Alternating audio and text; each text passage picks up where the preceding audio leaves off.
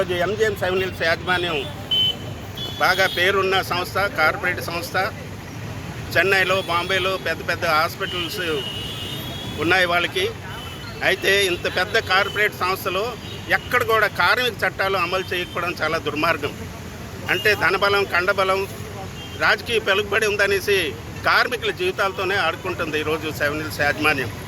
అలాగే 38 కుటుంబాలని ఈరోజు వీధిలోకి నెట్టింది.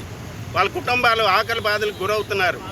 వాళ్ళ ఆకలి బాధలకు గురయ్యి ఎలాగైనా సరే వాళ్ళని లొంగ తీసుకోవాలని యాజమాన్యం దుర్మార్గమైన కుట్రని ప్రజలందరూ వ్యతిరేకించాలి. కార్మికులు కూడా ఈరోజు యాజమాన్యం ఎన్ని పన్నాగాలు పన్నా దాన్ని ఎదిరిస్తూ పోరాటాన్ని సాగిస్తామని నిశ్చయించుకున్న జరిగింది. 38 కుటుంబాలు ఆకలితోనైనా చచ్చిపోతాం కానీ యాజమాన్యంకి లొంగిపోమని ఈరోజు కరాఖండిగా చెప్పడం జరిగింది.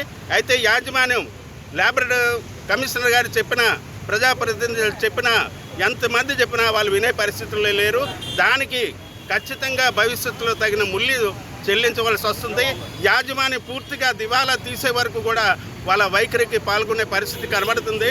కాబట్టి భవిష్యత్తులో ఏం జరిగినా, ఎటువంటి పరిణామాలు వచ్చినా దానికి ఎంజిఎం 7 హిల్స్ యాజమాన్యమే బాధ్యత వహించవలసి ఉంటుందని ఈ సందర్భంగా కార్మికుల తరఫున తెలియజేస్తుంది.